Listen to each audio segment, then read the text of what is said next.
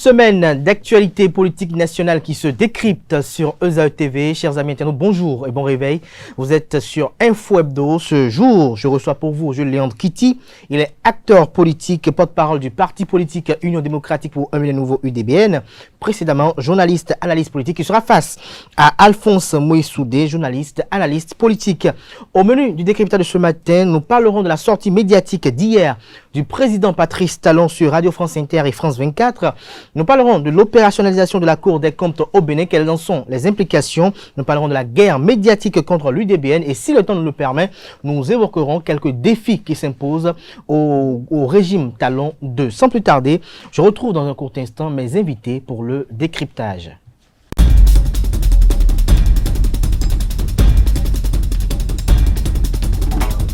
Le décryptage de ce matin, comme je l'annonçais à l'entame de cette émission, se fera avec vous, Julian Kitty. Bonjour. Bonjour, Kader. Merci de nous être revenu. C'est pas facile de vous retrouver ces temps-ci, depuis que vous êtes acteur politique. Bon, non, mais vous savez, quelles que soient les positions qu'on occupe, on aura toujours des préoccupations. L'essentiel, c'est dès que c'est possible de trouver le temps de retrouver les amis pour l'œuvre citoyenne qui est d'opiner. Alphonse Moïsoudé, bonjour. Il y a quelques jours, effectivement bonjour, aussi. C'est vrai qu'il y a longtemps que je ne passais pas ici, mais bon, je suis de retour. Vous êtes de retour et nous allons commencer avec vous, puisque vous êtes journaliste, analyste politique. Patrice Talon était hier sur Radio France Inter et sur France 24. Est-ce que vous avez suivi cet entretien? D'entrée de jeu, dites-nous quelle en est l'appréciation que vous en faites. Était-ce une sortie réussie ou ratée? Moi, j'ai suivi intégralement l'interview du président de la République. Et la première question que je me suis posée, c'était de savoir quelle est l'opportunité de cette sortie-là. Parce que moi, j'aurais souhaité que l'on attende que le président Patrice Talon prête d'abord serment le 23 mai avant de faire cette interview. Bon, je ne connais pas la stratégie que développe la direction de communication, mais j'estime qu'il y a des informations qu'on a laissées passer, qu'on aurait pu nettoyer. Parce que, pour moi, cette interview devait permettre quand même au chef de l'État de nous dire ce qu'il fera pour les Béninois dans les 5 ans à venir. Mais malheureusement, bon, je suis resté sur ma soif. Je n'ai pas eu la réponse à cette préoccupation. Vous n'avez pas eu la réponse à cette préoccupation pour résumer, donc c'était une sortie médiatique ratée, inopportune, selon vous? Oui, je ne dirais pas ratée, mais je dis ce n'est pas venu à propos. Julian Kitty, est-ce que vous partagez cet avis d'Alphonse Moïsoudé qui estime que c'est une sortie médiatique ratée et inopportune, si on peut le dire en d'autres termes ainsi? Non, je ne partage pas ce point de vue-là parce que, d'abord, il s'agit du chef de l'État, non pas que je crains d'opiner sur ce que le chef de l'État fait, mais un chef d'État, il ne sort pas comme ça, ce n'est pas anodin. Et il y a toujours un diagnostic qui est fait, un besoin d'intervenir, de lancer un message. Maintenant, c'est dans le décryptage qu'on peut savoir l'opportunité. Pourquoi c'est maintenant?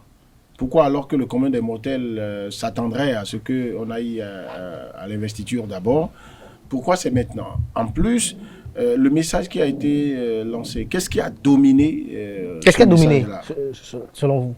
Quel est le message qu'il a envoyé? Ce qui a dominé, je pense qu'il y a d'abord que j'ai senti la préoccupation qui est de répondre à ce qui taraude l'esprit de tout le monde. Les questionnements que les gens ont ici et ailleurs, quand vous suivez l'actualité, aujourd'hui, tout le monde... dans l'opinion, sur les réseaux sociaux, on veut dire, bon voilà, il y a des interpellations dans le pays suite aux violences électorales. Ah, mais ça donne telle mauvaise image de notre pays, il n'y a plus de démocratie, ceci ou cela. Ça ne vous a pas échappé qu'il y a même un communiqué du département d'État des États-Unis qui a donné un peu comme une alerte sur les interpellations qu'il y a. Et si on ne sait pas faire, ça va être vu comme si on est dans un état policier, ce qui n'est pas le cas. Parce que si on fait le parallélisme, on peut observer qu'aux États-Unis, sans poser un problème diplomatique, on peut observer qu'aux États-Unis, depuis que les partisans de Trump ont vandalisé le Capitole. Vous avez vu, jusqu'à aujourd'hui, on continue d'interpeller les gens dans une enquête. Est-ce que c'est parce que les gens sont... Est-ce que l'interpellation des gens dans une procédure judiciaire n'est pas quelque chose de normal? Est-ce qu'il y a un temps pour le faire? Est-ce que parce qu'on est dans la période électorale ou qu'on sort d'une période électorale, il ne faut pas en faire? L'essentiel, c'est comment on fait le procès de ces personnes-là. Est-ce que leurs droits sont respectés? Est-ce que les droits de l'État aussi sont respectés? Parce que la sécurité de l'État, la stabilité d'un État, ça n'a pas de prix. Et donc, il semble, et ça c'est comme ça que moi je comprends ça, donc dans l'opinion, il y avait une forte soif d'entendre le chef de l'État là-dessus. Maintenant, il y avait que, et ça n'a pas raté, le chef de l'État, quand on a donné les premiers résultats dans son adresse, il avait lancé quelques piques à la presse dite internationale, qui a un regard un peu, a des clichés sur le Bénin, mais... Regard partisan. Voilà. Qu'on ait fait venir des journalistes de France 24 et de RFI, je trouve que le choix est stratégique.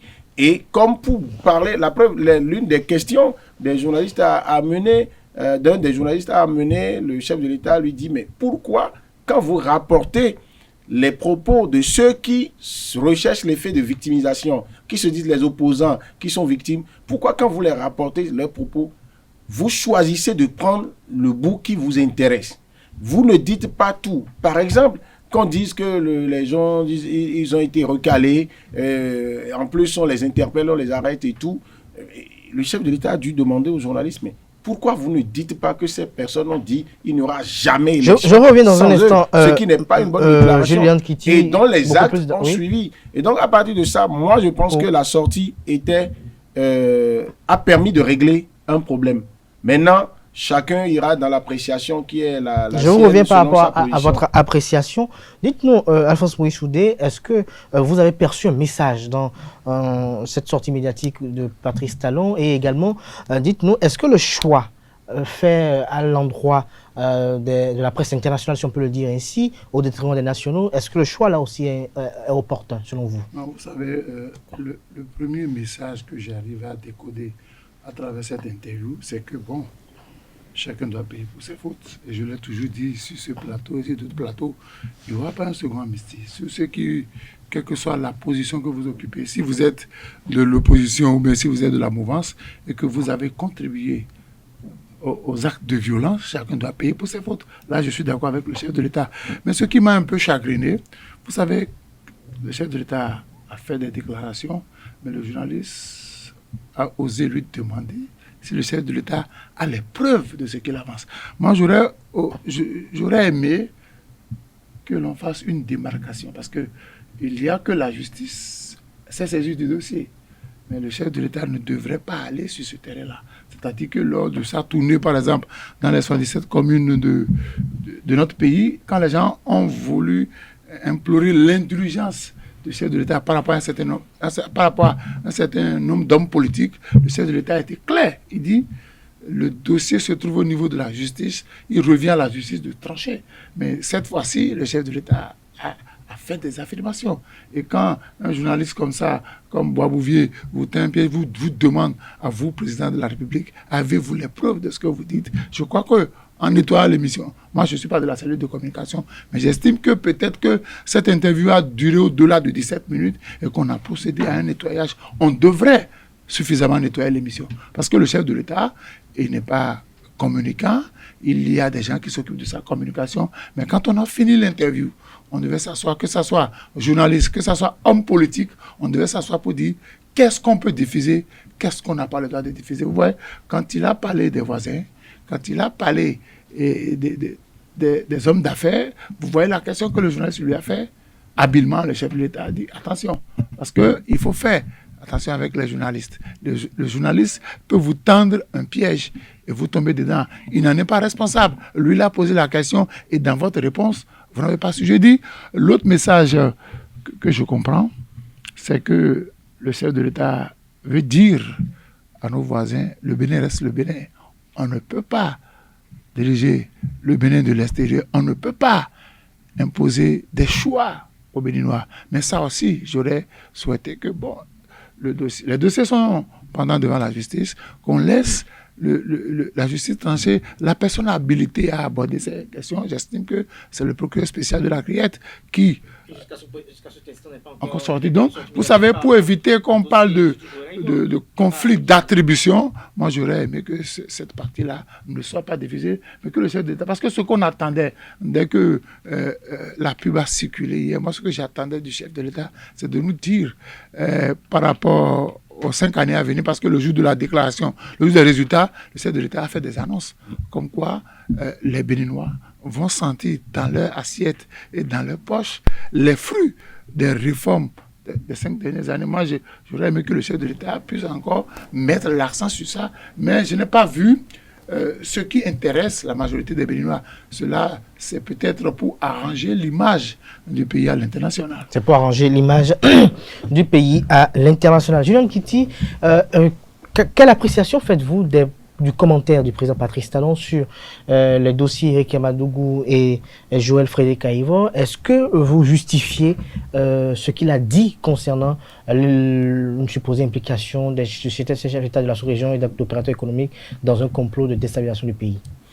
Bon, je fais 2-3 petites observations à ce niveau. La première, c'est qu'un chef d'État, il a bien plus que vous et moi, des tuyaux, des canaux suffisamment sophistiqués pour avoir des informations les plus sensibles possibles. La preuve, il lui a été demandé plusieurs fois s'il a les preuves. Il a dit oui, qu'il sait de quoi il parle. Donc, le chef de l'État, il sait de quoi il parle. Donc, ça, je le suppose. Ensuite, il y a que ceux qui sont mis en cause. Et le chef de l'État n'a pas manqué de le relever. Lorsque vous affirmez vos intentions, après, il y a des actes qui sont posés, qui sont conformes aux intentions que vous avez affichées. Vous êtes les premiers suspectés. Le chef de l'État n'a pas menti lorsqu'il dit qu'il y a eu des opposants, des personnes parmi celles qui sont interpellées là, qui ont dit qu'il n'y aura pas l'élection du 11 avril 2020. Sans nous. Bon, quand vous dites qu'il n'y aura pas d'élection... Le chef de l'État n'a pas menti au sujet. Non. Est-ce que ceux-là, ils ont dit... Avant l'élection, il n'y aura pas d'élection sans nous. Oui. Alors, quand vous le dites dans un état de droit où jusque-là, en l'état actuel des dispositions légales, de toute la batterie de dispositions légales qui régissent les opérations électorales dans notre pays, tout ce que la Sénat a fait respecte ça. Jusqu'à ce que la Cour constitutionnelle a fait. Lorsqu'on est en train de respecter les lois, fût-elles des lois dues pour vous, qui sont en vigueur, et que vous dites qu'il n'y aura pas d'élection sans vous, alors que vous êtes régulièrement recalé, suivant les tests, parce que quand on a dit, il faut être en duo, il faut avoir les parrainages, il faut avoir ceci, il faut avoir ceci, mais quand vous n'avez pas ça, vous constatez que les lois qui sont en vigueur là, vous n'avez pas pu les respecter et on vous a éliminé de bon droit. Alors, lorsque vous êtes dans cette position, vous dites qu'il n'y aura pas élection sans vous, ça veut dire que c'est supposé que vous voulez utiliser des moyens illégaux pour empêcher que l'élection, la tenue de l'élection, qui est un acte hautement important dans la stabilité d'un pays démocratique. La tenue d'élection à bonne date, c'est le premier succès. Après, on voit comment les élections sont tenues. Parce que quand vous ne tenez pas les élections à bonne date, mais vous êtes dans l'inconnu. Alors, donc, quand c'est comme ça, le chef de l'État peut être en droit de dire, ces personnes-là, puisqu'il y a eu violence, et il a même dit, le chef de l'État, il a dit, qu'il l'ait dit, ce n'est même pas le plus grave. Ce n'est pas ce qui me gêne, parce que c'est grave. Mais ce n'est pas ce qui me gêne. Ça, je rapporte les propos du chef de l'État. Mais qu'il soit passé à l'acte. Donc, le chef de l'État suppose que puisque c'est eux-là qui ont annoncé qu'il n'y aura pas élection sans eux, les actes qui ont été attentatoires à la bonne tenue de l'élection, la logique veut qu'on s'oriente vers ces personnes-là pour chercher à savoir qui a fait. Maintenant, quand le chef de l'État dit qu'il détient des informations qui lui permettent, sous réserve donc des décisions de la justice, qui lui permettent de dire que oui, il y a les preuves contre ces personnes-là, la justice va voir après jusqu'où vont ces preuves. Comment on peut les qualifier? Est-ce que le chef d'État devait en parler lorsque le procureur spécial, par exemple la Criette, n'a pas encore effectué une sortie médiatique, par exemple, Non. notamment sur le cas Ivor. Non, d'abord sur le cas Ivor, d'accord, merci de le préciser parce que c'est sur le cas Ivor que vous n'avez pas entendu le procureur Il a fait une spécial. sortie médiatique sur le dossier Madougou. Bon, alors, le procureur spécial, dans son cahier de charge, ce n'est pas une obligation pour lui, ce n'est pas statutaire pour lui de sortir, de faire une déclaration médiatique. C'est lui qui apprécie par rapport à la réaction de l'opinion. Vous savez, parfois, l'absence de l'information amène à générer des situations compliquées. Et beaucoup avaient trouvé bizarre que le procureur spécial, près la cour, la criette, des informations eh bien, qu'elle fait donc une sortie médiatique avant même la comparution, en tout cas devant lui, de Dame Marikia Madougou. Mais moi, dans mon analyse, j'avais vu que un procureur du genre, tu vois, s'il ne faisait pas cette sortie, les gens n'allaient pas voir tout de suite jusqu'où vont les soupçons, d'accord, les chefs d'accusation possibles, probables, contre l'intéressé.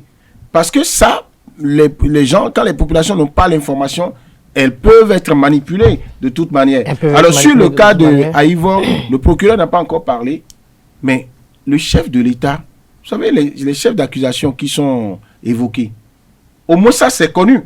Le procureur n'est pas venu devant les médias, mais on sait les chefs d'accusation qui sont soulevés contre Ivor. Mais quand ça touche à la sûreté de l'État, quand ça touche à la sécurité de la nation, le premier magistrat du pays, d'accord, qui est le président de la République, a cette capacité, ce droit d'être un peu regardant là-dessus.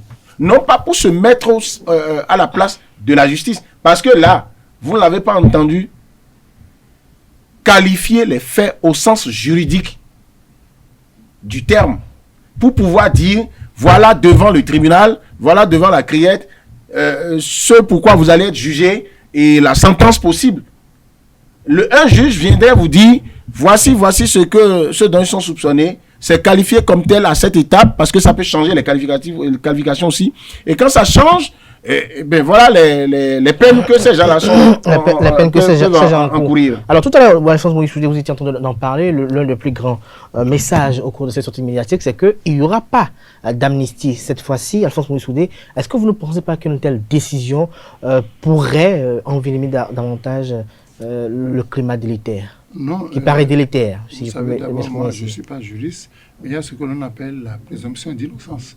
Il faudrait que la justice puisse établir les preuves de la responsabilité de chacun dans les actes de violence. C'est vrai qu'on a arrêté des gens, il va falloir qu'on organise le procès en bonne et due forme, que les responsabilités soient situées. Si la justice établit la responsabilité des uns et des autres, je dis et je répète, chacun doit payer pour ses fautes. Ça, ce n'est pas négociable. Mais je dis, au-delà de la justice, on ne peut rien faire. Donc on attend que la justice mène ses enquêtes, que la justice arrive à réunir toutes les preuves qui prouvent la culpabilité des uns et des autres. Et chacun va payer pour ses fautes. Ça, c'est clair. Moi, je ne discute même pas de ça. Parce qu'il y a déjà eu une fois, le chef de l'État l'a rappelé, il y avait eu amnistie. Je faisais partie de ceux qui n'étaient pas d'accord pour dire non, c'est trop facile ça. Et il y a eu des gens parmi ceux qui avaient été amnistiés qui reviennent poser des actes encore. C'est hier matin que j'ai appris de la bouche du chef de l'État qu'il y a certains qui étaient dans le lot de Handgriff de 2019 qui se retrouveraient dans le lot de 2021. Donc moi j'attends, je me fierai à la décision de la justice qui pourra établir la responsabilité, mais le degré de responsabilité de toutes les personnes impliquées. De toutes les personnes impliquées. Avant de clore ce premier sujet pour passer au suivant, dites-nous, Alphonse Moïse Soudé, quelle est votre appréciation du commentaire du chef de l'État sur le taux de participation à cette élection présidentielle? Non, c'est vrai que le taux de participation a posé problème. Les gens ne sont pas sortis pour voter. Chacun a ses raisons. Et les institutions chargées d'organiser l'élection présidentielle nous ont donné des chiffres. Donc moi j'ai estimé que chaque institution, en ce qui le concerne, a joué le rôle qui lui est dévolu. Maintenant, quant aux interprétations de de ce taux-là, c'est un autre débat. Donc, on nous a dit le taux de participation.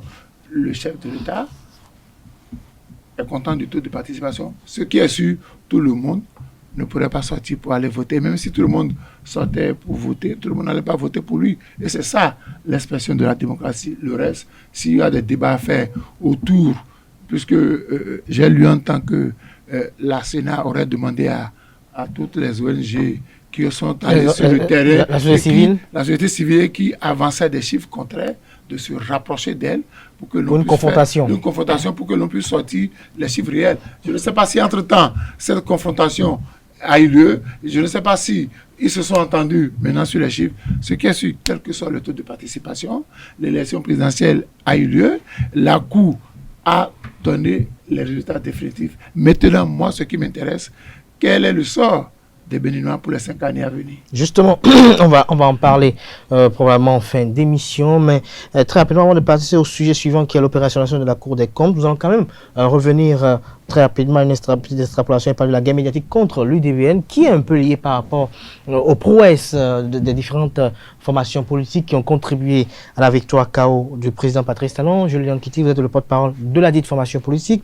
Avant d'opiner sur cette guerre médiatique, dites-nous quelle est votre appréciation à vous des commentaires du chef de l'État sur ce taux de participation. Quelle est votre appréciation du taux de participation obtenu? Est-ce qu'au niveau de l'UDVN, par exemple, vous êtes satisfait du taux obtenu? Et que pensez-vous de tout ce qu'on a vu tout au long de cette semaine dans la presse nationale en faveur de l'UDBN comme en défaveur de l'Union démocratique pour un bien nouveau? D'accord. Votre question a plusieurs volets. Je vais y répondre volet par volet.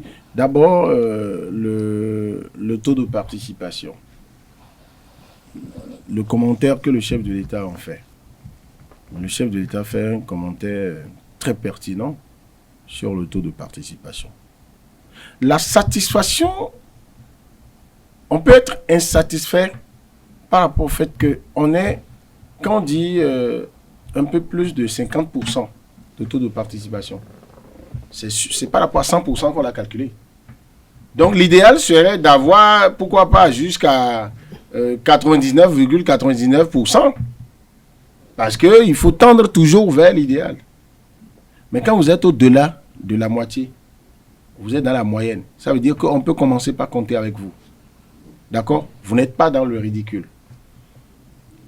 Mais vous pouvez être satisfait de 50, et quelques % de taux de participation si vous prenez en compte les facteurs qui ont été déterminants dans l'obtention de ce taux. Et les facteurs là, il faut que les gens puissent le noter. Le chef de l'État l'a dit. Il a dit pour une première fois, vous avez eu une élection présidentielle et les Béninois peuvent en témoigner, où on n'a pas distribué de l'argent comme on le voyait, où le pouvoir de l'argent a été sérieusement diminué. Ça, les électeurs qui étaient habitués à ce système mercantiliste-là ont compris et ils peuvent témoigner. Ça peut rendre réticents certains électeurs. Parce que c'est une question de pédagogie. Si avec le temps que la plupart des Béninois ou la grande majorité des Béninois, donc ils vont comprendre que il faut aller vers la conviction. Il faut écouter le discours politique. Il faut pénétrer l'offre politique que vous faites ou que vous font les candidats. Et c'est pourquoi le chef de l'État, dans toutes les séances, cours de toutes les séances que nous avons eues avec lui sur les éléments de langage pour aller en campagne, il a toujours insisté sur la proximité et la capacité d'avoir les gens en face et leur expliquer ce qu'il veut faire, ce qu'il a fait et ce qu'il veut faire réellement, au lieu de leur dire simplement votez talon talata. Alors donc, il y a dû avoir un peu de réticence ou bien certains qui se sont abstenus de voter pour ça. Deuxième facteur, le plus important, évoqué par le chef de l'État et que j'épouse, que j'approuve et que je trouve complètement vrai, c'est la psychose qui a été créée dans la tête des Béninois, du peuple électeur, par les opposants, par ceux qui n'avaient pas intérêt à ce que l'élection se tienne, par ceux qui juraient que des élections ne pouvaient pas se faire sans eux. Alors, lorsque les gens menacent de mettre le pays à feu et à sang, en des termes à peine voilés, lorsque on passe des messages pour dire « ne sortez pas pour aller voter, vous allez mettre votre vie en péril », vous avez dû entendre tout ça. Lorsque certains actes sont perpétrés, des gens sont arrêtés parce qu'ils préparent déjà avant le 11 avril. Vous savez, entre le 5 et le 6, moi j'ai eu, et ça j'en suis fier, j'ai eu, je vais dire, le bonheur d'être de voir mon parti être parmi les rares à pouvoir sortir pour faire meeting, pour faire campagne le 5 et le 6, où les gens disaient c'était la fin du mandat du président de la République et que personne ne peut sortir et que bon, le pays, tout va s'arrêter. On a pu le faire. Mais vous savez qu'on a noté des actes de vandalisme, des tentatives de déstabilisation le 5 et le 6 et même le 9. Donc, avec tous ces éléments-là, c'est vrai, il y a un travail que nous avons été amenés à faire sur l'électorat, oui, pour les dire de sortir, pour les rassurer et tout. Mais tout le monde n'a pas le courage de sortir après. Et donc, ce sont, pour ne citer que ces deux facteurs, des éléments qui peuvent amener à justifier le fait qu'on ne soit pas allé à 75-80 et en plus. quelque sorte, le chef d'État a fait une très belle lecture. Oui, sur le taux de participation. Et c'est en cela, pour embrayer sur l'autre aspect de votre question, oui. C'est en cela que ceux qui tentent, pour des raisons fantaisistes, de faire un procès à l'UDBN,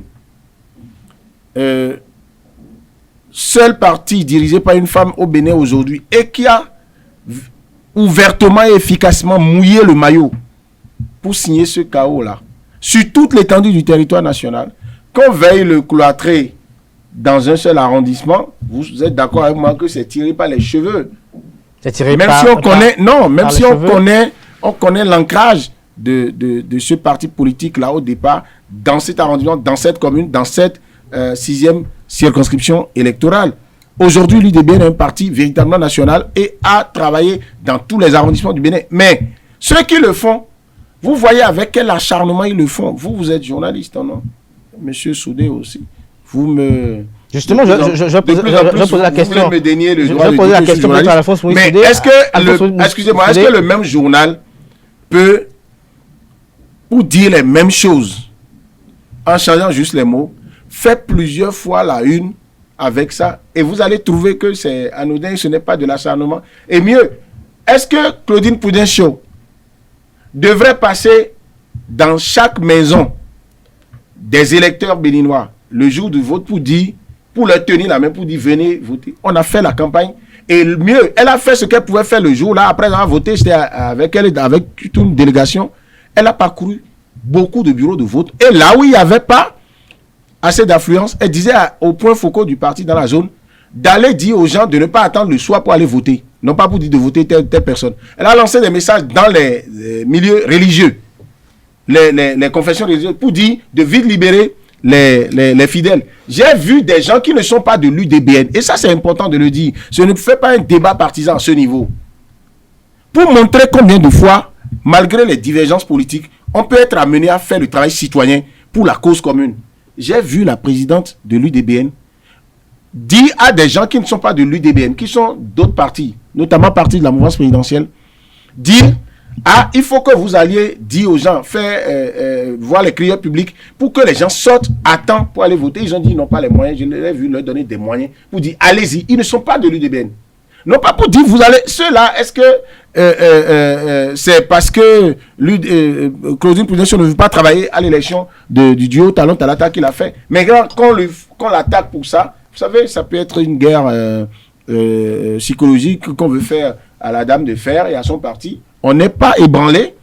Maintenant, si les gens veulent mettre le grappin sur le fruit du travail qu'on a fait, le résultat auquel on a contribué efficacement à chose, on va leur rappeler qu'ils sont dans le mensonge. Mais on ne fera pas dans tous les débats d'épicier qui vont être faits dans ce qui vont sens. être faits dans ce sens. Alphonse Moïse Soudé, vous avez suivi tout à l'heure l'argumentaire de Jules-Léon Kitty, l'Union démocratique pour un nouveau UDBN.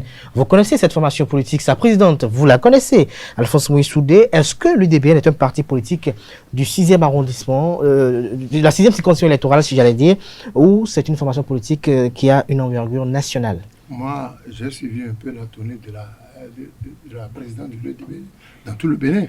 La présidente n'est pas restée dans la zone où on veut la confiner. Elle a fait un tout. Vous savez, moi je suis un peu gêné quand je vois la une des journaux au lendemain de l'élection. Pourquoi veut-on forcément mettre à la une des journaux ceux qui ont contribué au chaos? On dit, voilà les vrais faiseurs de chaos. Et puis, on trouve qu'il y a des gens qui n'ont rien fait. On dit nada, machin. Je dis non.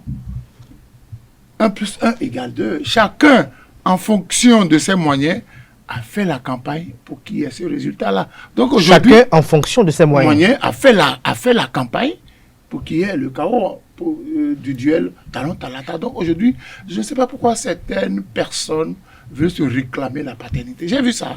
J'ai vu dans sa zone. Vous savez, le chef de l'État avait déjà annoncé les couleurs. Et c'est ça qui peut-être fait que l'on s'attaque à l'UDBN. Le chef de l'État avait déjà dit que au second mandat, il va travailler avec Moël Bénin, il va travailler avec l'UDBN. Et sur votre plateau ici, j'ai dit, n'en déplaise aux autres, que les partis de l'avenir, c'est l'UDBN et Moël Bénin. Le PRD également. D'ailleurs, le slogan principal de l'UDBN, je vous le rappelle, c'est le parti de l'avenir. Et ce n'est pas nous, je vous coupe pas. C'est pas. Vous l'avez coupé. Non, je demande ça, permission comme ça. Ça se fait traditionnellement chez nous comme ça. C'est le chef de l'État qui, après 5 ans de gouvernance, est venu. C'est là où j'ai eu encore du respect pour ce monsieur, pour le président de la République. Il est venu dire toutes les railleries dont vous avez été l'objet, vous avez fait l'objet. Vous, UDBN, je savais, j'entendais tout. J'ai éprouvé votre soutien et j'ai vu que vous êtes sincère. Vous avez souffert, les gens vous ont dit, on ne vous nomme pas, on ne fait pas ci, on ne fait pas ça. J'ai pris acte j'ai voulu même que vous allez à la fusion, j'ai vu que vous avez défendu une cause et vous avez tenu à ça. Non seulement je prends acte, mais j'adhère, ensuite je suis prêt à être promoteur en chef de ce. C'est pour dire quoi? Alphonse Il faut que les gens acceptent la sanction positive. Là n'est pas le problème. Qu'on s'acharne contre l'UDBN au sortir de ces élections-là. Mieux pour écrire que Claudine Prudencio et son parti n'ont rien foutu, n'ont rien fait. Là où on ne voyait même pas les autres, nous, on ne s'empresse pas de leur dire ça. Et c'est eux qui veulent le dire. Et la presse s'en mêle. Bon, moi, Alphonse Moïse Soudé, je fais juger par le. Vous savez, moi, j'observe un peu et je crois que depuis que le chef de l'État s'est porté garant pour promouvoir ces deux partis. Le chef de l'État n'est pas dupe quand même. Mais demandez aux responsables de ces partis combien de coups de fil n'ont pas reçus. Tout le monde veut se faire ami à ces partis-là pour que tout le monde veut adhérer à ces deux partis-là pour être... Bon, je dis, c'est de bonne guerre que l'on s'attaque à l'UDBN ou bien que l'on s'attaque à d'autres partis. Moël Bénin, PRD aussi, on a vu des attaques contre le PRD également. Je me souviens que quand j'ai dit sur ce plateau-là que le chef de l'État fera un chaos retentissant, vous avez vu la réaction. Et j'ai dit sur ce même plateau que ce sont les cadres promis par le chef de l'État qui feront la campagne pour lui. Et j'ai dit sur ce même plateau qu'après avoir fait la tournée dans les 77 communes qu'on appelle du Bénin, le chef de l'État avait déjà verrouillé le terrain. Et nous avons vu, l'UDBN a fait sa tournée, j'ai vu Claudine Prudencio parcourir. Avant même le démarrage de la campagne. Il y a des partis qui n'ont pas fait ça. Parce que les gens pensent que... On est allé au fin fond du Bénin, dans les 4 coins. C'est nous qui avions proposé la candidature du chef de l'État. Mais les gens ont oublié que l'histoire était que dans ce pays, le premier parti politique à avoir proposé la candidature du chef de l'État, c'est Moël Bénin. Et l'UDBN a dit, nous respecterons la décision du chef de l'État. Parmi les deux grands partis, c'est après que le chef de l'État eut pris sa décision qu'ils ont décidé de choisir comme candidat. Donc, aujourd'hui, les gens pensent que, bon, autour de la marmite, nous sommes les... Mais Alphonse Moïse Soudé, Patrice Talon n'est pas dupe quand même. Mais oui, justement. C'est tout. Je vous dis... Il apprécie tout, il analyse tout. Patrice Talon a dit désormais je serai le promoteur de ces deux partis-là. Mais écoute, si Léandre va vous dire la vérité, il peut nous dire combien de personnalités politiques ont passé des coups de fil à Dame Prudencio. Jacques a dit, peut vous dire combien de personnalités ont passé des coups de fil pour désormais se montrer sympathisants, amis politiques. Donc, je dis non, il faut faire la politique autrement.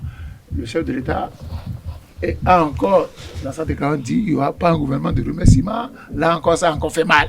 Parce que tous ceux qui ont acheté les unes des journaux, c'est justement pour ça. On veut montrer au chef de l'État qu'on a travaillé personnellement, donc par conséquent, on devrait être récompensé. Mais malheureusement, le chef de l'État a dit, il n'en sera pas question. Donc, il reste dans sa logique, c'est-à-dire que ce soit l'UDBN, que ce soit Moël Bénin, que ce soit PRD, c'est tellement ces trois partis-là vont entrer dans le gouvernement au détriment des deux grandes formations qui pensent qu'ils ont le monopole. Et c'est ça, c'est à bon droit qu'on passe par les journaux interposés pour attaquer les uns et les autres.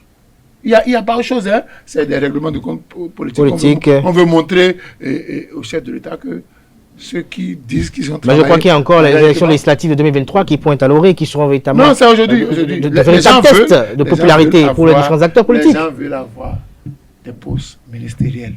Des gens veulent occuper des postes de directeur général. Donc aujourd'hui, chacun, vous allez voir à un moment donné, des gens sont retournés dans leur village pour faire la campagne, pour montrer aux chefs que eux, indépendamment de leur parti, parce que en réalité, c'est quoi? Quand vous êtes membre d'un parti politique, vous respectez la discipline du parti. Mais j'ai vu ailleurs dans d'autres partis, les gens ont fait campagne de façon individuelle. Ils se sont démarqués du parti, alors que les réformes, la réforme du système partisan proscrit cela.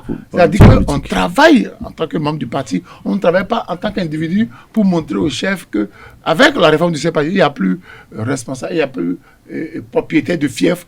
C'est le parti est sur toute l'étendue du territoire. Mais j'ai vu des gens aller dans leur village, réunir 2 ou 3 brebis tendues pour montrer au chef que eux, dans leur fief, c'est pas ça. Voilà des comportements qui sont en train de plomber la réforme du système partisan.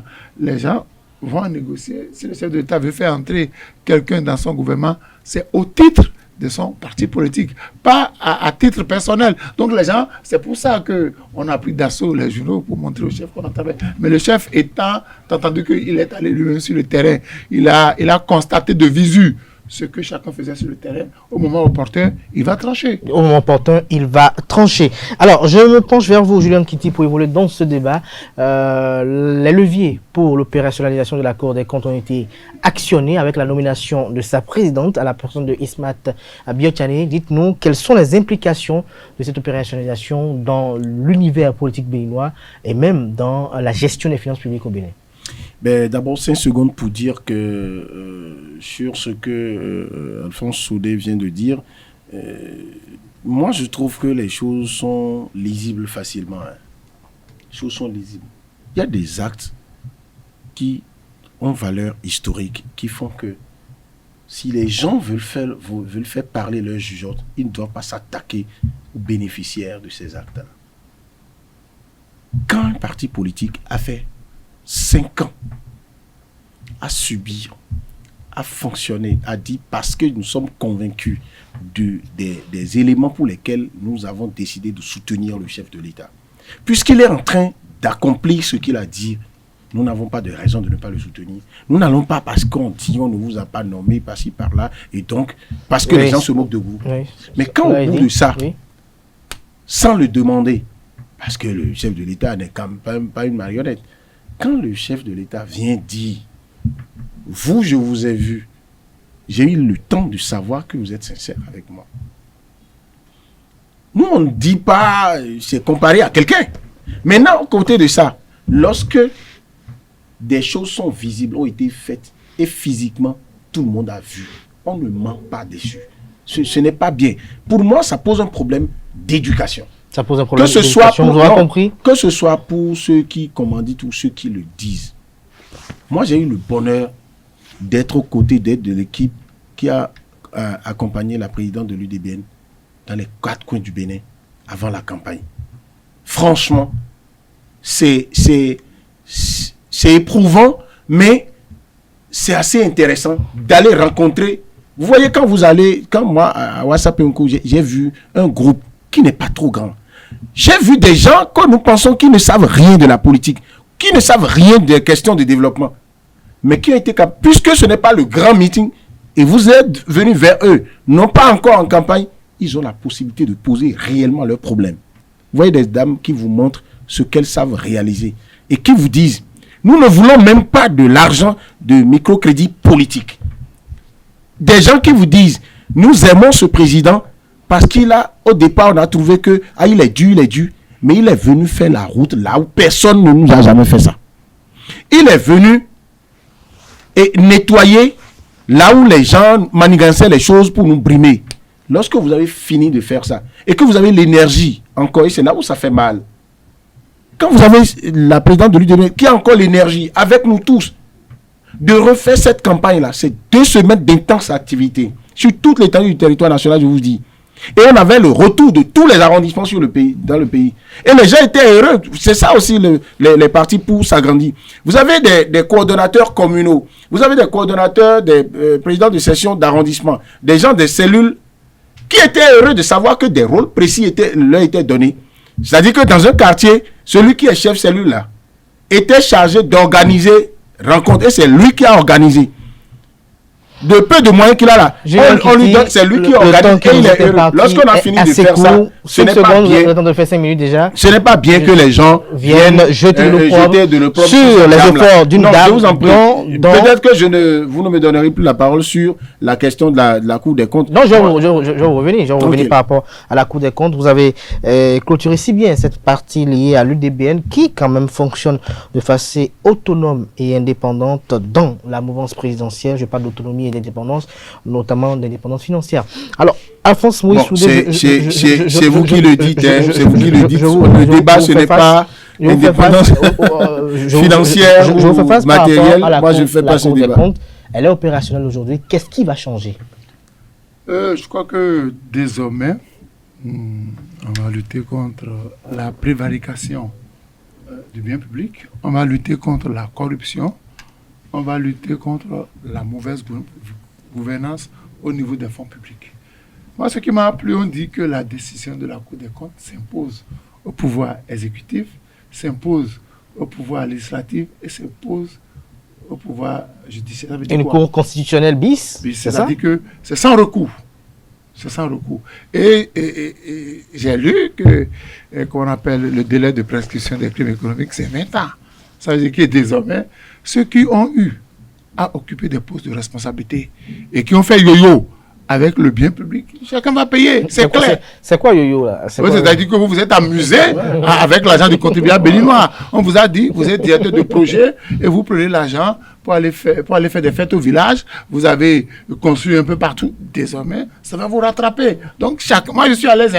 Je n'ai pas géré une affaire dans ce pays. Donc, chacun, même ceux qui pensent qu'ils ont trouvé refuge à l'Assemblée nationale, ceux qui pensent qu'ils ont trouvé refuge dans les partis parce que la Cour des comptes, quand même, elle écoute les députés. Oui, elle écoute. Maintenant qu'on va lui affecter des dossiers, les gens seront interpellés, que leurs responsabilités seront établies, ils seront sanctionnés. Donc je suis sûr que depuis qu'on a constaté l'effectivité de cette Cour-là, il y a certaines personnes qui ne donnent plus.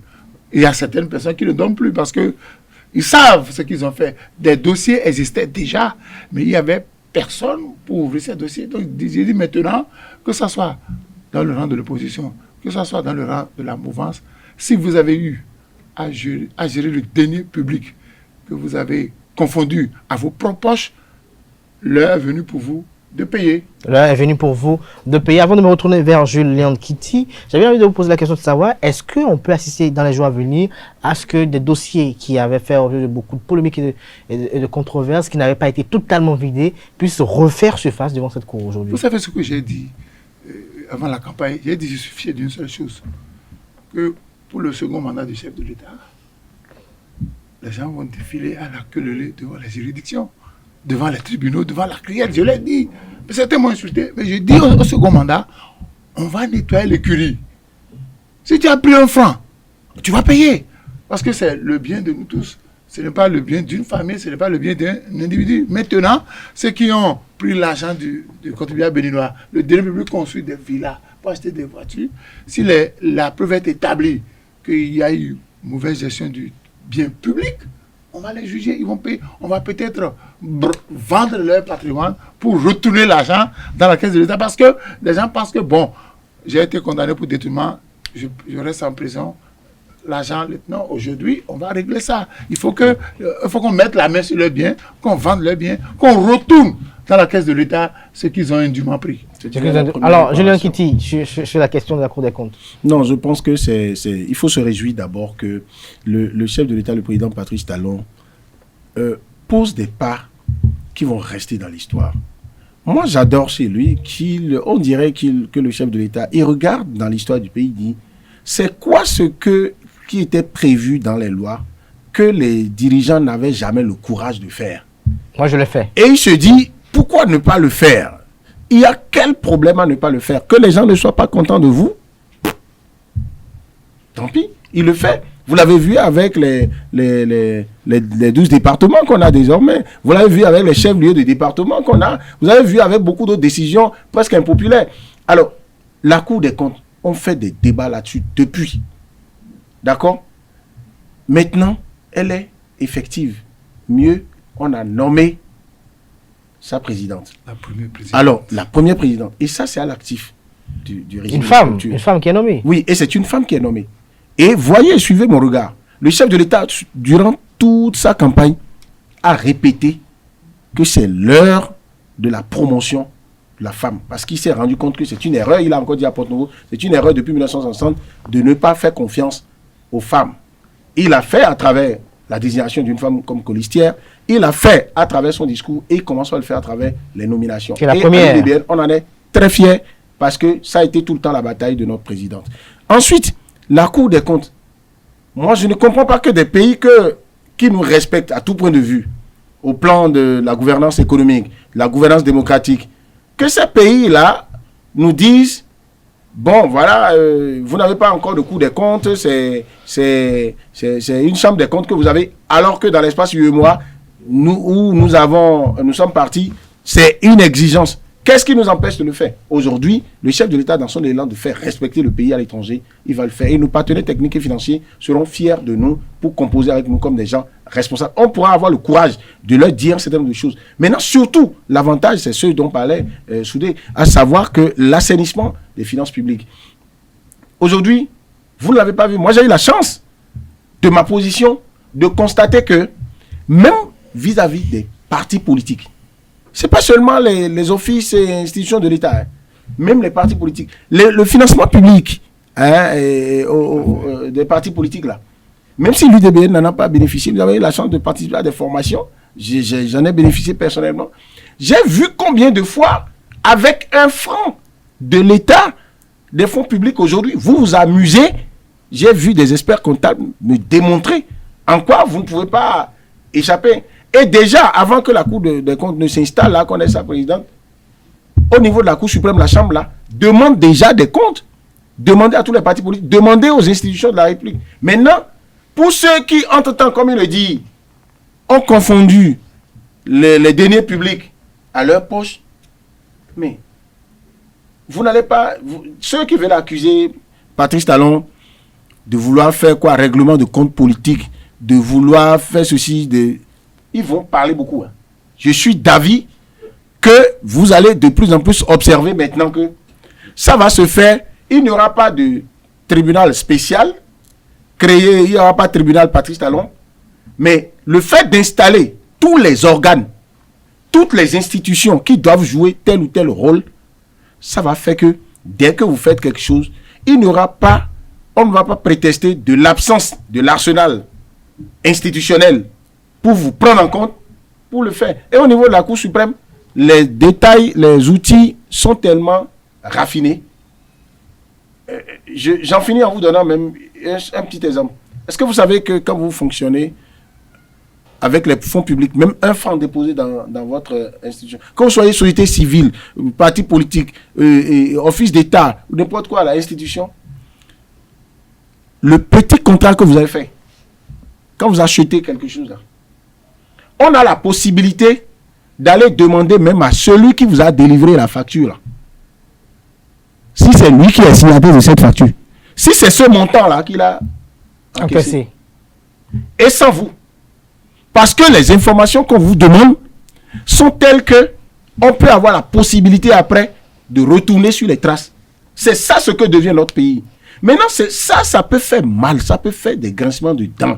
Parce qu'on était habitué à dire... Donc ça va encore chauffer c'est comme ça. Au sein de la classe politique. Non, ça va chauffer pour les gens qui étaient venus en politique pour affairisme, qui étaient venus en politique pour mettre le grappin sur les deniers publics et qui étaient venus en politique par accident. Parce qu'il y a des gens, vous ne les avez jamais vus dans une lutte associative, vous ne les avez jamais vus dans un parti politique, parce qu'on les a nommés quelque part, ils se découvrent des talents de politiciens. Et du coup, comme ça fait beaucoup dépenser, et ils veulent faire l'inventaire, ils prennent l'argent du pays pour faire chose. Et vous allez voir de plus en plus, les gens enterrent plus facilement, les gens enterrent plus sobrement leurs parents maintenant. Hein. Les cérémonies, ceux qui se rappellent qu'il y a 10 ans que leur parent est décédé, il y a 20 ans, pour ça, il faut faire agor et distribuer des liasses de billets sur la tête des artistes. Vous avez senti que ça a diminué. Les services traiteurs peuvent vous dire aujourd'hui, bon, on fait ces 2 week-ends sur 4 qu'on arrive à trouver des choses. Donc, il n'y a plus Et celui qui gagne 300 000 aujourd'hui et qui arrivait à mettre le grappin sur 5-10 millions à la fin du mois, il se retrouve avec ces 300 000. Vrai. Et il dit... les pendules. Il dit à tout le monde, jusqu'aux maîtresses, que bon, voilà, nous sommes au temps de la rupture. Donc, c'est tout cela que la Cour des comptes installée avec sa présidente, ça va nous aider à faire. Maintenant, il faut souhaiter que, au niveau du personnel, je n'ai pas tous les éléments d'information à ce niveau. Parce que pour le fonctionnement de la Cour des comptes, je pense que, et ça, l'État forcément va prendre les dispositions pour... Il faut qu'il y ait, vu la taille des dossiers qui sont en instance, et les dossiers à venir... On parle des dossiers en instance. Pour que les dossiers soient bien traités, pour le bonheur du citoyen, dont l'argent servait des privilégiés, eh bien, il faut qu'il y ait autant de magistrats qu'il faut, autant de personnel administratif qu'il faut, de compétences pointues, pour que, au bout de 5 ans à venir, ben à la fin que le chef de l'État, il ait la satisfaction d'avoir nettoyé l'écurie, comme il a dit, et ça va avantager la gouvernance économique, la gouvernance politique, parce que même le personnel politique sera dégagé, il sera dégagé du personnel politique, hein, les cancers qui sont dedans, les sanctions, les cafards, les nénuphars. Merci à vous, Julien Kitty, Alphonse Pouissoudé. Dites-nous, une chose est d'installer cette juridiction, mais une autre chose est qu'elle fonctionne très bien, qu'elle fonctionne en toute autonomie et indépendance, sans considération partisane. Et également, est-ce que, selon vous, vous estimez également, comme le disait entre autres Julien Kitty, que des heures chaudes s'annoncent pour ceux qui sont célèbres dans la prévarication des deniers publics? L'État, je crois, en voulant passer à la vitesse supérieure, c'est-à-dire nommer la présidente de cette cour-là, a pris la mesure des choses. L'État mettra à disposition de cette cour les moyens dont elle a besoin pour fonctionner. Parce qu'un homme, une mission des moyens. Voilà. Parce que là, tout le monde est d'accord. Il a rappelé les grands dossiers. Nous avons le dossier de la Constitution de l'Assemblée nationale qui est là. Il y a des gens. Nous avons le dossier de Maria Greta. Il y a des gens qui ont pris l'argent du contribuable béninois. Il faut que tous ces dossiers-là, qu'aujourd'hui, si on vous nomme à un poste de responsabilité, que vous ne puissiez plus logner du côté de l'argent public. Parce que ça fait mal. Vous voyez, ça fait mal que vous êtes là, vous trimez tout le temps, vous travaillez, vous n'arrivez même pas à acheter une moto, quelqu'un est nommé à un poste de responsabilité, il achète des voitures, construit des maisons et il bombe le torse. Donc aujourd'hui... son enfant achète des voitures de plusieurs millions pour aller à la plage, pendant que vous prenez une faute de ces millions. Ceux qui se sont amusés à ce jeu-là, c'est ceux qui ont commencé par avoir de l'insomnie. Vous et moi, nous n'avons pas géré le denier public. Nous n'avons pas été directeur de projet. Nous n'avons occupé aucune responsabilité. Donc, on est à l'aise. Ceux qui ont occupé des postes de responsabilité et qui se sont amusés avec le denier public. Moi, je suis d'accord. Hein. On a dit les décisions de la Cour des comptes sont sans recours. Elles s'imposent au pouvoir exécutif, elles s'imposent au pouvoir législatif, elles s'imposent à toutes les institutions. C'est-à-dire que la Cour des comptes ne va pas prendre une décision par rapport à quelqu'un. Et après, à l'Assemblée nationale, les gens ont fait du copinage politique d'accord, ou politiciens, Ou des pour arrangements venir dire politiques. qu'on remet en cause parce que c'est la représentation nationale, on connaît. Donc je dis, On se connaît au Bénin. les gens doivent avoir de la peur au ventre. De la peur au ventre. Mais désormais- ceux qui font bien aussi. Alors, très ça va rapidement, être, dernièrement, très nous sommes à à la l'aise. fin de cette émission. J'aimerais m'empêter un peu sur le temps. Dites-nous, Julien Kitty, quels sont les défis les plus prioritaires qui s'imposent à Patrice Talon pour son second quinquennat, selon vous, très rapidement. Non, les défis pour le président Patrice Les Talon. défis pour son- prioritaires. Oui, prioritaires. C'est d'abord qu'il maintienne la dynamique et la poursuive par rapport à là où il a mis la barre à la fin de son premier quinquennat. Quand vous avez réalisé autant d'infrastructures et de si grande qualité, quand vous avez fait 5 ans à transformer les éléphants blancs en vieux souvenirs pour les Béninois, il n'y en a pas, il n'y en a plus au Bénin. C'est pas possible que quelqu'un fasse d'un projet maintenant, d'une infrastructure éléphant blanc. C'est lui qui va de Bicérété donner les nouvelles de comment il faut finir. Et comme il a dit tout à l'heure, vous ne mettez plus le grappin sur l'argent du pays et vous dites quand je vais finir de purger ma peine, c'est fini. Vous payez. Alors, qu'il continue dans cette dynamique de lutte fratricide contre l'impunité et la corruption. Parce qu'on a eu la preuve que quand on le fait ainsi et qu'au plan fiscal, l'incivisme est réduit sérieusement, on peut faire de grandes choses avec l'argent qui est dans ce pays. Est-ce que vous savez qu'on a fait on vient de faire élection là maintenant avec notre argent? Non, vous avez observé ça. Pour moi, que vous aimiez ce monsieur ou pas. Et quand vous le regardez, vous dites, moi j'ai coutume de dire, laissez-le développer le pays pour nous. Et nous on va prendre, parce que c'est pour nous qu'il le fait. C'est pour nous les jeunes qu'il le fait. Alors, que le chef de l'État, toutes les infrastructures qui sont déjà annoncées dès le premier quinquennat, d'autres qui sont annoncées dans son programme 2021-2026, puissent se réaliser. Vous savez, il y a de gros projets. Vous avez des aéroports, vous avez plein d'autres choses, d'accord? Que maintenant, le climat des affaires étant amélioré, que les affaires commencent pas Jaillir. Parce que Oui. c'est ça qui fait, ça va être la compensation du trou qui est créé et qui amène les gens à dire l'argent ne circule pas. Parce que lorsque ceux qui prenaient l'argent sale pour nourrir la population, pour venir vers les artisans, c'est-à-dire que quelqu'un a sa voiture, il n'a pas les moyens pour utiliser une voiture dont l'entretien coûte très cher, mais il a volé de l'argent pour l'acheter. Et il avait l'habitude chaque semaine de venir dire faites-moi révision. Mais il n'a plus l'argent aujourd'hui. Donc le mécanicien va dire que l'argent ne circule pas, n'est-ce pas? Parce que le client là ne revient plus. Il a dû même garer cette voiture. Exactement. Alors que les activités reprennent, la question de l'industrialisation, je vous en prie, c'est une priorité pour le président pour les 5 ans à venir. Lui qui a déjà résolu à près de 60% la question de l'autonomie énergétique. Et il a dit quand le mandat là va commencer. Parce que être partisan d'un président, c'est aussi lui rappeler ces choses.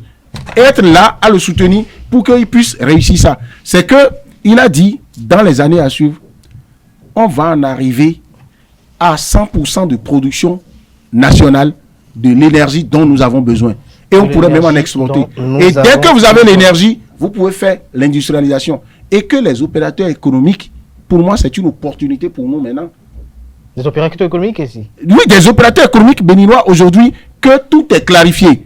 Il n'y a plus de tracasserie. Policiers ne vous arrêtent plus en chemin pour vous prendre l'argent. Dans les services, les gens ne vous disent plus il faut déposer de l'argent sur la pièce, sur le papier, avant que votre entreprise ne puisse être payée. Mais quand vous pouvez faire ça, ceux qui ont appris, je ne dis pas les usurpations de titres, ceux qui sont géomètres véritablement, ceux qui sont entrepreneurs véritablement, alors ils n'ont qu'à créer les entreprises, ils n'ont qu'à avancer. Et sur la question de la promotion de la femme, que le chef de l'État puisse foncer, parce que je pense qu'il y a des femmes dans ce pays, dans tous les domaines qui ont de la compétence et qui peuvent aller. Et qualité. nous, à l'UDBN, on en est très fiers, on est très contents. Et vous en avez ah oui, beaucoup de cadres et de tous les profils à l'UDBN, et y compris les femmes. Et la présidente de l'UDBN est très fière de ce que devient le leadership féminin aujourd'hui. De défendre la cause des femmes. Alphonse Mouissoudé, je vais clore cette émission par vous. Quels sont les défis prioritaires de ce second quinquennat de Patrice Talon? Première préoccupation, préoccupation, je le dis toujours. Nous avons éprouvé en 2019 la réforme du système partisan. Nous avons éprouvé en 2020 la réforme du système partisan. En 2021, je crois qu'il y a un certain nombre de griefs que l'on a fait aux différents tests. J'aurais souhaité que, sur ce mandat, que l'on puisse tenir compte de ces griefs-là pour procéder au toilettage des tests. Deuxième chose, il faut que le chef de l'État arrive à instaurer un dialogue au niveau de la classe politique. Et le jour de la proclamation des résultats, le chef de l'État disait qu'il est temps maintenant que chaque Béninois ressente dans son assiette et dans sa poche les fruits qu'on appelle de 5 ans de serrage de ceinture. Je crois que c'est l'essentiel. Il faudrait qu'au cours de ce mandat, qu'on mette l'argent sur le volet social. Ce n'est pas de distribuer de l'argent aux gens, mais de permettre à la grande masse de se sentir à l'aise. La grande masse ne demande pas de gagner des millions, mais la grande masse veut que leurs enfants aillent à l'école. La grande masse veut que, dès qu'on est malade, qu'on ait l'opportunité d'aller se faire soigner. La grande masse veut de l'eau potable.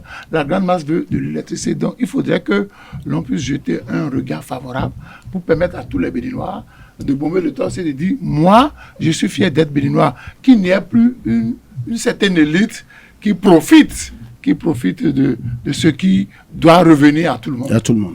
De ce qui va revenir à tout le monde. Merci à vous, Alphonse Moïsoudé. Je rappelle que vous êtes journaliste, analyste politique. Vous étiez face à Jules Léon Kitty, qui est désormais acteur politique et porte-parole du parti politique Union démocratique pour un Bénin nouveau. Chers amis internautes, c'était Info Hebdo de ce samedi 1er mai de l'an 2021. Bonne fête du travail à toutes et à tous. Portez-vous bien et passez un excellent week-end en compagnie de nos programmes télé sur ESAE TV. À très bientôt.